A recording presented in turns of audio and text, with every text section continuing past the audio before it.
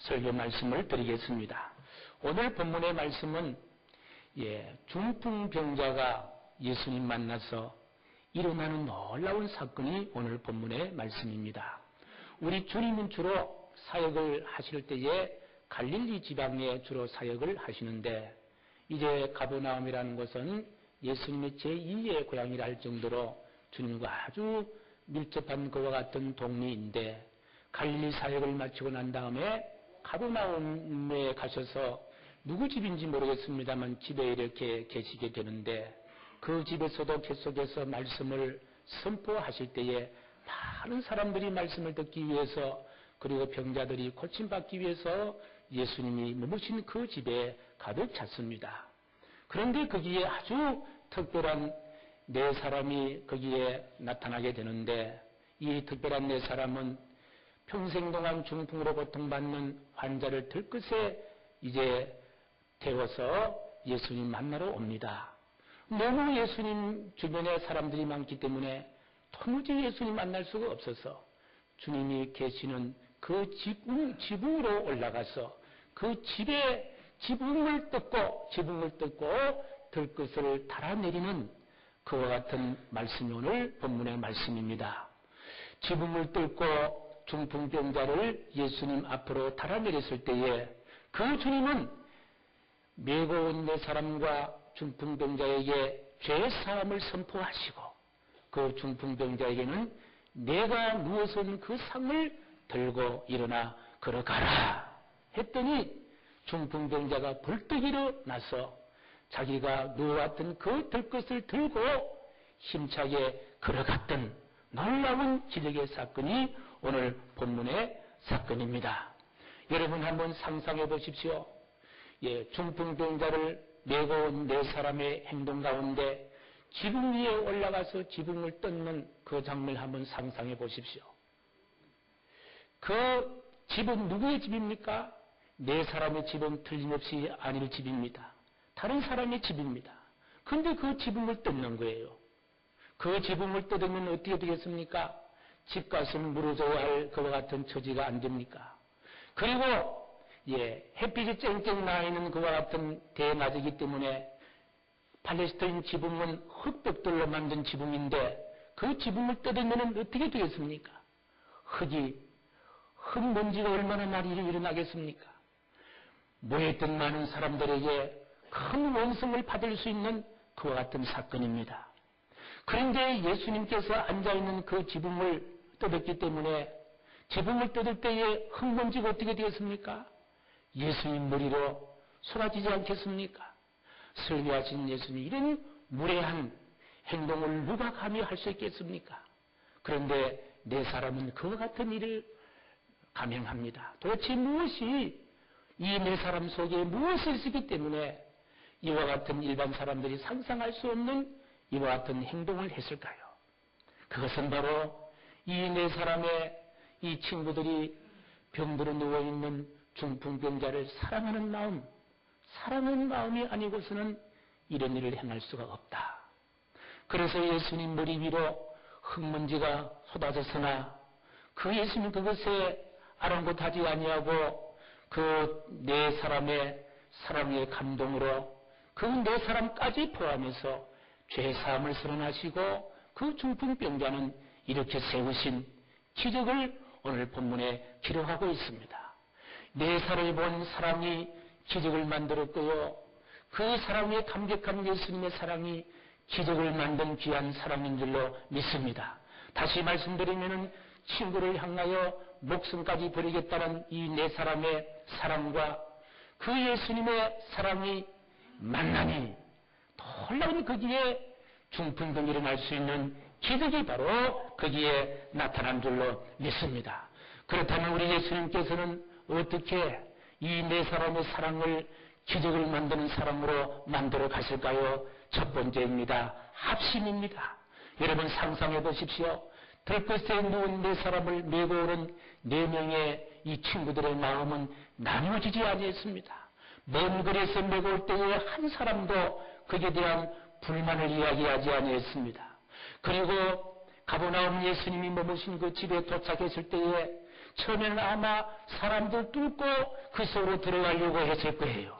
그런데 밀쳐나왔지만은 한 사람도 마음을 나누지 않았습니다. 드디어 지붕으로 이제 중풍병자를 메고 올라감에 있어서도 한 사람도 거기에 반대하지 않습니다. 그리고 지붕을 뜯는 것과 같은 상황 가운데 있었지만은 한 사람도 거기에 대해서 불만을 터뜨리지 아니합니다. 무엇입니까? 한 마음이 된 거예요. 한 마음이 됐다는 거예요. 옛날에 이런 말이 있습니다.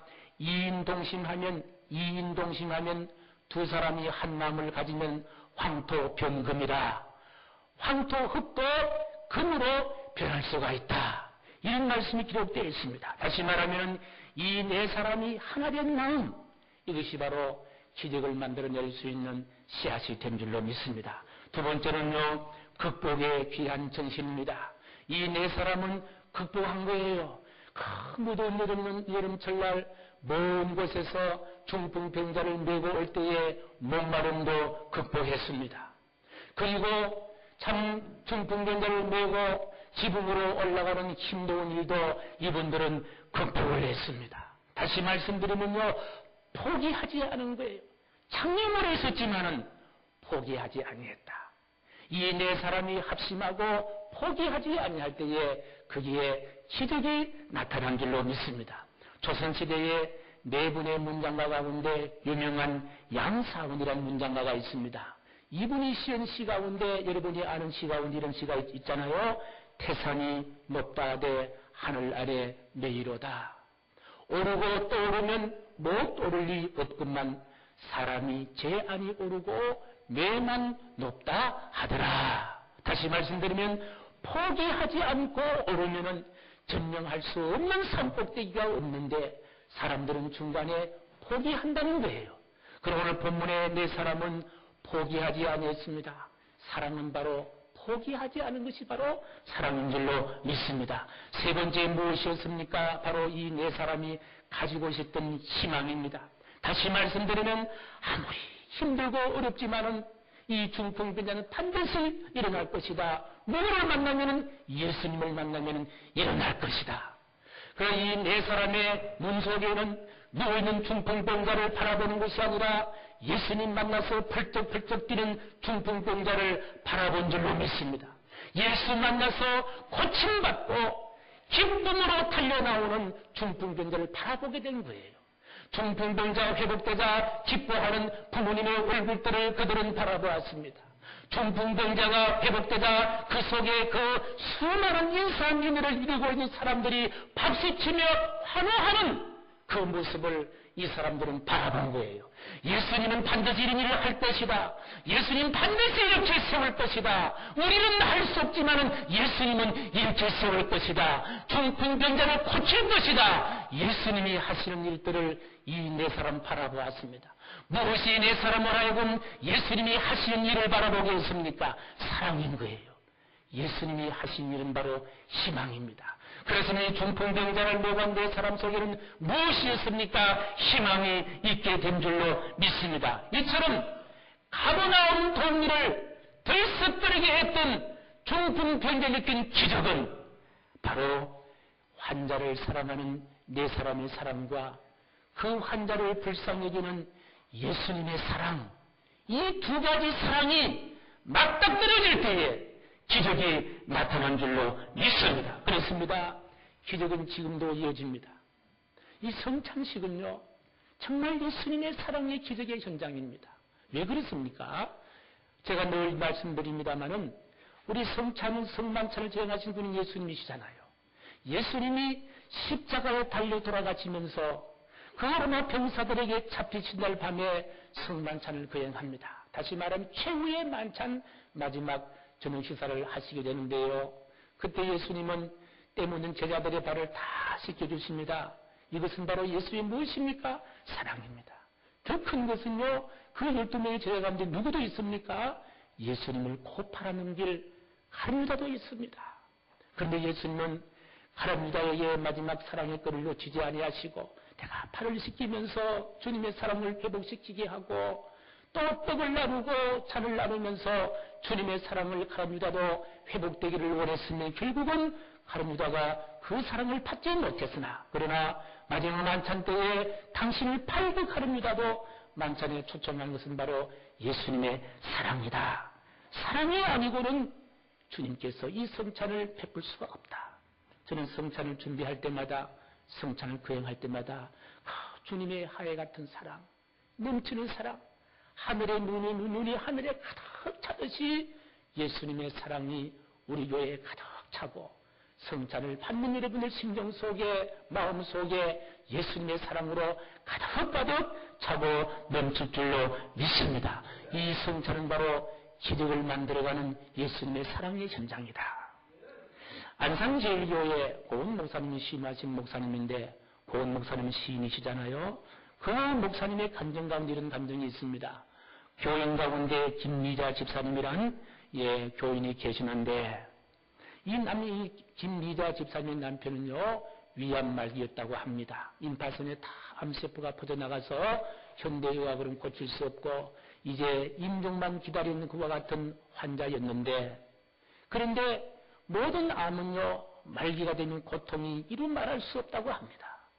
그런데 이 김미자 남편도 고통이 이루 말할 수 없이 민물처럼 고통이 밀려옵니다. 그런데 진통제를 아무리 단위를 높여 진통을 놔도 이 고통은 끊이지 않는 고통이 밀려옵니다. 그날 주일은 부활절날 그 교회에서 성찬식을 거행했는데 이 김미자 집사님이 자기 몫의 성찬 포도주와 떡을 자기가 먹을 수 없어서 남편에게 갖다 줘야 되겠다 해서 떡은 손수건에 사고 포도주는 병에 담아서 예배 끝나고 난 다음에 이제 집으로 뛰어갔다고 합니다. 그런 남편이 너무 고통스러워서 정신을 잃고 있는 상황 가운데 남편을 흔들어 깨우면서 이야기합니다. 여보, 오늘 성찬을 당신 몫으로 가져왔는데 이 잔은 예수께서 십자가에 흘리신 예수님의 보혈이랍니다. 이 잔을 받으십시오. 이 떡은 날 위해 찢으신 예수님의 그 사랑의 몸입니다. 이 떡을 받으십시오. 해서 떡을 받고 잔을 마시는 순간에 정말 놀라운 일이 벌어진 거예요. 몸에 그렇게 태산같이 짓누르는 고통이 일순간에 싹 사라진 줄로 믿습니다. 할렐루야. 이 예수님의 사랑과 아내가 남편을 사랑하는 이 사랑이 함께 만나는 순간 몸에 산지된 모든 통증, 뼈가 부러지는 통증까지 깨끗하게 사라진 줄로 믿습니다. 여러분, 사랑은 무엇입니까? 사랑은 바로 기적이 바로 사랑인 줄로 확신합니다. 이 사랑으로 중풍병자를 먹여왔던 이 4명의 사랑은 가버나움의 기적의 주인공이 된 줄로 믿습니다. 이 4번의 사랑 어떤 복을 그들은 경험하게 됐을까요? 첫 번째로 어떤 복입니까?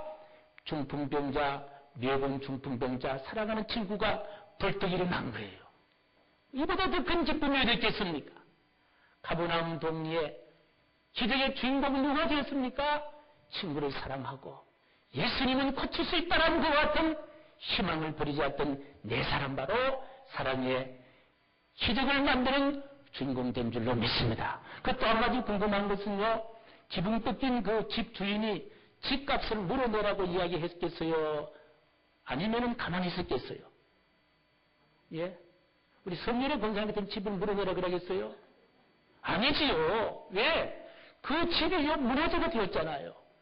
그 집으로 떼돈을 벌었습니다. 그 가버나움 집은요, 떼돈을 번 집이 된 거예요. 우리 2005년 8월 달에 답심리 일동에서 그 이스라엘의 그 가버나움 집, 뜯긴 집을 구경하기 위해서 돈을 갖다 주고 왔잖아요.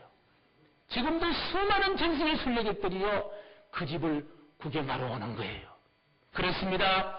사랑을 앞에 놓고 당하는 고난, 사랑을 앞에 놓고 당하는 장애물들, 사랑 때문에 지붕이 뜯기는 그와 같은 상황이 있다 하더라도 주님은 보상해 주실 줄로 믿습니다. 높여주실 줄로 믿습니다. 크게 만들어 주실 줄로 믿습니다. 이것이 바로 사랑의 기적이다.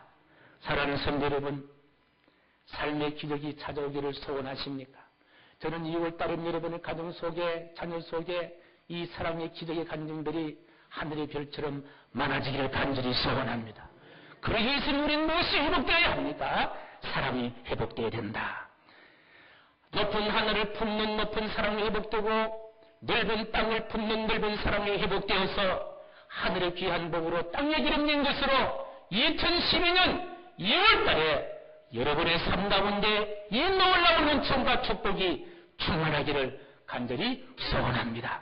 자비로우신 하나님 아버지, 사랑은 바로 기적을 낳는 씨앗인 줄로 믿습니다. 2월 한 달 동안에도 우리가 사랑이 회복되어서 또 한 번 기적을 만들 수 있는 기적의 주인공들이 될 수 있도록 역사하여 주시옵소서. 예수님의 이름으로